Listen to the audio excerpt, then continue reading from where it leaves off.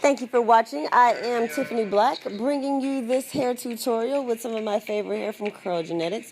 Checking my length here. I have been growing my hair back, trying to get my curl pattern together. So I just like to do these protective styles. Today I am starting with a wig that I made with Curl Genetics. It's a little bit too small, so I decided to create a hairstyle that would accommodate it. So I leave a little hair out in the front, so that you'll see what this is going to be for a little bit later. And this first braid here is actually leave out. And then I just braid throughout the rest of my head. The braids aren't magnificent, you will see.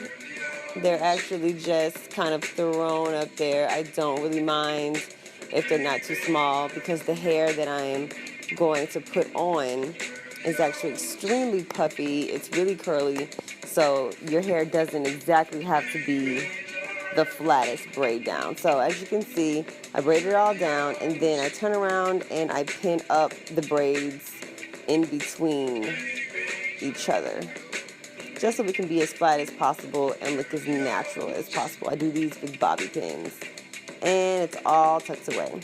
Then I take out my leave out.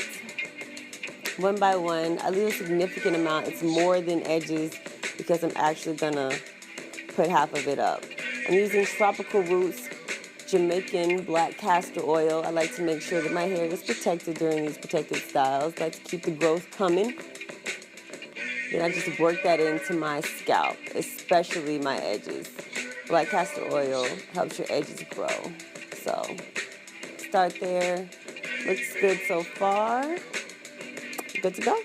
Here's the wig. I made it about just under a month ago, and like I said, I made it a little too small, but it was a lot of work, so I didn't want to take it loose, so I've just been trying to work with it. It's extremely hard to get on because it's too small, and I have a lot of hair underneath it, so it's a little bit of a struggle, but eventually I get it somewhere where I can ease it forward. You can see me here inching it forward, and then I'm just going to pin it down to the braids that I already laid for the foundation. So obviously the better your braids are, the more sturdy your wig will stay on. I don't like to sew combs into my wigs because I feel like it kind of takes my hair out, so I just pin it down where I need to.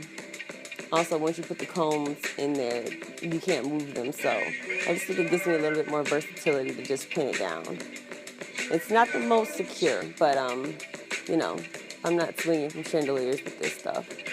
So once I have it all in there, ease it forward as much as I possibly can, and then I use for natural Curl Lotion.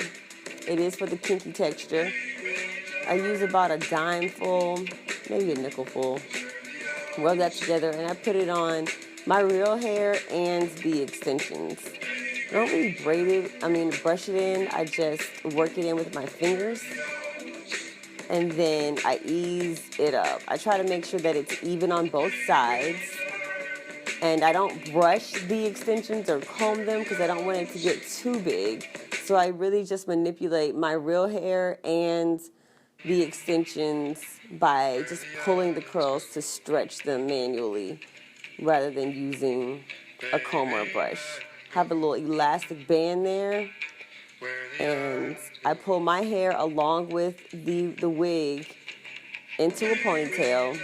I loop it around once, and then the second time I only pull it halfway through because I'm going to use the rest of it to create a bun look, just like that. So it doesn't have to be perfect because I'm going to basically shape it and pin it down with more bobby pins. Bobby pins are a major key alert. So I just pin it down to my liking. Some people like their buns a little bit messier. I don't mind if mine gets messy throughout the day. And I just, again, keep stretching the curls, pulling them, manipulating them. Add another extra pin, just making sure that they're not like lopsided. I actually like to use Tropical Roots locking gel and firm locking gel as edge control. I have found that it actually holds down my edges a little bit better. I am a natural 4C.